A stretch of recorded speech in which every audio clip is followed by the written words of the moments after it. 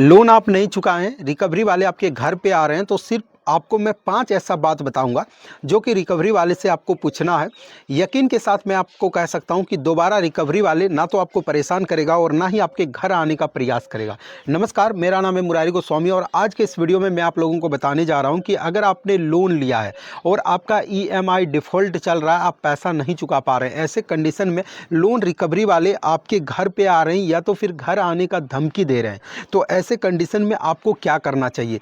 5 ऐसे बात मैं बताने वाला हूं जो कि आरबीआई के नियम कहता है और इन नियमों को अगर कोई भी रिकवरी वाला नहीं मान रहा है तो रिकवरी एजेंट के खिलाफ धारा 506 के तहत कानूनी जो है शिकायत आप दर्ज कर सकते हैं, जिसके बाद वो जो रिकवरी जो एजेंट है उसके खिलाफ जो है कानूनी कार्रवाई किया जाएगा। और साथ में आरबीआई कहता है कि अगर कोई भी एजेंट इन 5 नियमों को नहीं मानता है तो उसका लाइसेंस भी हम रद्द कर सकते हैं।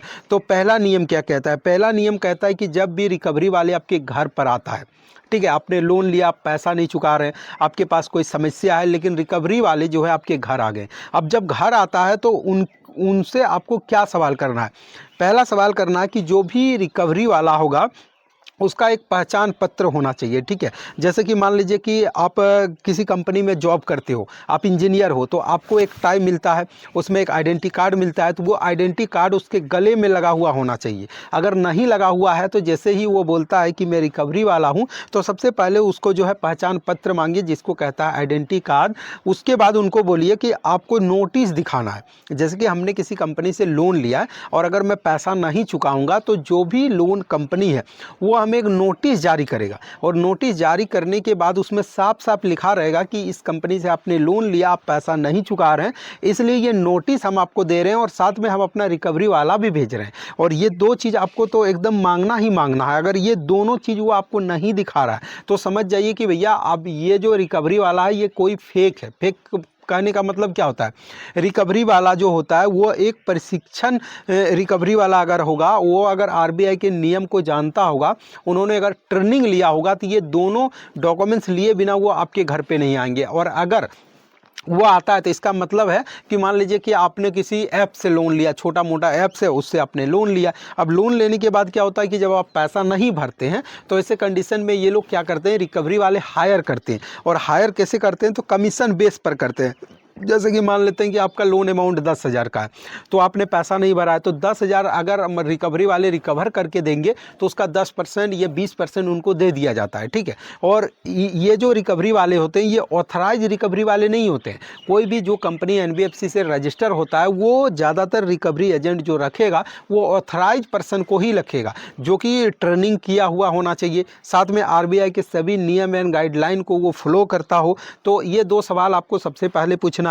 अगर वो जवाब नहीं दे रहा है तो उनको डायरेक्ट बोलना है, भैया मैं आपको नहीं पहचानता हूं, क्योंकि हमने कोई कंपनी से लोन नहीं लिया है। कि अगर हमने लोन लिया तो जिस कंपनी से हमने लोन लिया है उसका नोटिस आपको दिखाना पड़ेगा, आप उस कंपनी का जो है बंदा है उसका ऑथराइज लेटर आपको दिखाना पड़ेगा, आपको अपना आइडेंटिटी कार्ड दिखाना पड़ेगा। तो अगर ये सब वो नहीं दिखा रहा है तो उनको कोई जवाब नहीं देना है। उनको बोलिए मैं आपको नहीं पहचानता हूँ, ज़बरदस्ती आप मेरा घर पे घुसिएगा तो भैया मैं उल्टा आप पर केस कर दूंगा कि कोई अनजान पर्सन मेरे घर में घुस रहा है। तो वो रिकवरी वाले एकदम आराम से घर से आपके निकल कर भागेंगे और दोबारा कभी आपको परेशान नहीं करेगा जब तक वो डॉक्यूमेंट्स आपके पास ला के नहीं दिखाता, ठीक है। दूसरा यहाँ पे क्या कहता है कि एजेंट अगर आपके घर पे आता है तो वो भी जो है अच्छा से आना चाहिए। अच्छा से आने का मतलब क्या? दुर्व्यवहार नहीं वो कर सकता है। दुर्व्यवहार कहने का मतलब क्या?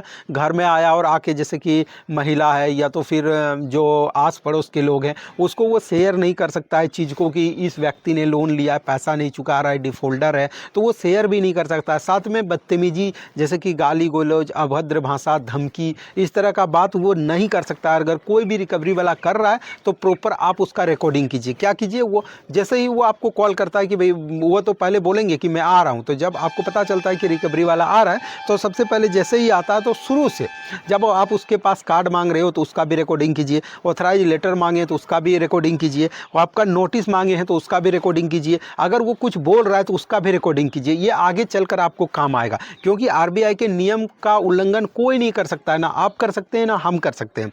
आप अगर लोन लिए हैं तो आप मात्र एक लोन डिफॉल्टर हो, कोई क्रिमिनल नहीं हो। जब आपके पास पैसा आता है तो आप चुका सकते हैं, नहीं, क्योंकि लोन कंपनी जो भी लोन देता है वो जब भी डिफ़ॉल्ट होता है उसमें जो है प्लेंटी लगाया जाता है, अदर चार्ज लगाया जाता है, और जब आप पूरा पैसा भरते हो तो आपका लोन सेटल हो जाता है और ख़त्म हो जाता है। ठीक है, तो आपको तो यहाँ पर इन सब बातों का ध्यान रखना है।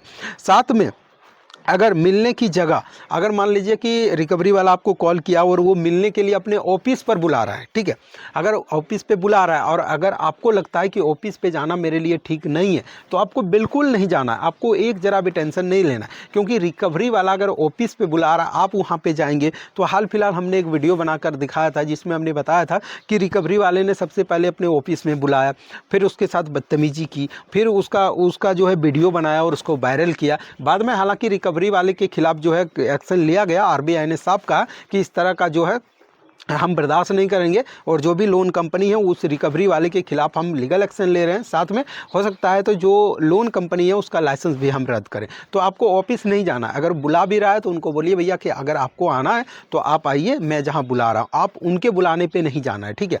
क्योंकि रिकवरी वाले बहुत ऐसे लोन कंपनी है जो कि अच्छा रिकवरी वाले रखते हैं, और कुछ ऐसे भी लोन कंपनी जो ख़राब रिकवरी वाले रखे हैं, जो सिर्फ डराने धमकाने ही जानते हैं, गाली गलौज करने ही जानते हैं, और ऐसे कंडीशन में आपका जो है मानहानि हो सकता है, आपको जो है परेशानी हो सकता है। दूसरा, अगर आपको कॉल कर रहा है, मान लेते हैं कि रिकवरी वाला आपको कॉल कर रहा है, तो कब कॉल कर सकता है? सुबह 7 बजे से लेके शाम 7 बजे के बीच में ही कॉल किया जा सकता है। ऐसा नहीं कि आप जो है 8 बजे आप सोए हैं, ये 9 बजे रात हो रहा है और आपको 1 बजे कॉल कर रहा है और बोल रहा है कि भैया आप पैसा चुका दीजिए, तो बिल्कुल नहीं कर सकता है। अगर वो भी कर रहा है तो उसका भी प्रॉपर आप रिकॉर्डिंग कर सकते हो और उसका भी आप कंप्लेंट डाल सकते हो। तो कुछ ये नियम था जो कि मैंने आप लोगों को इस वीडियो के अंदर बताया।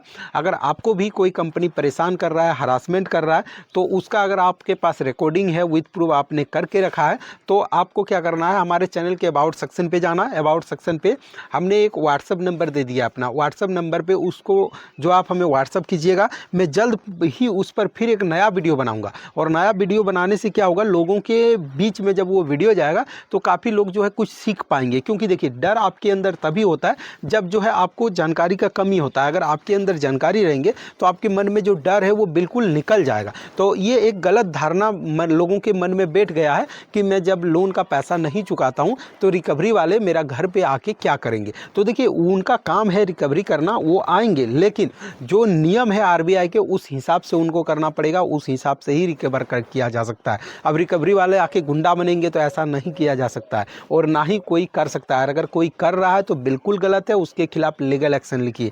बाकी अगर आपने किसी कंपनी से पर्सनल लोन लिया हुआ है तो आपको भी टाइम पर पेमेंट कर देना है, क्योंकि अगर आप टाइम पर पेमेंट नहीं कर रहे हो तो आपका भी सिबिल स्कोर खराब हो रहा है। क्योंकि जो भी सिबिल है वो आपको आगे चलकर जो है लोन मिलने में आपको काफ़ी परेशानी हो सकता है। तो आपको भी प्रयास करना है कि टाइम पर पेमेंट आपको कर देना है, ताकि भविष्य में फिर से आपको पर्सनल लोन मिल जाए। तो मुझे उम्मीद है दोस्तों, इस वीडियो के अंदर जो भी इन्फॉर्मेशन मैंने आप लोगों को दिया, आप लोगों को ये वीडियो पसंद आया। अगर वीडियो पसंद आया दोस्तों तो वीडियो को लाइक शेयर कमेंट जरूर कीजिएगा। इस वीडियो रिलेटेड कोई भी सवाल अगर आपके मन में रह गया हो तो आप हमें कमेंट कर जरूर पूछिएगा। तो चलिए फ्रेंड, मिलते हैं किसी अगले वीडियो में।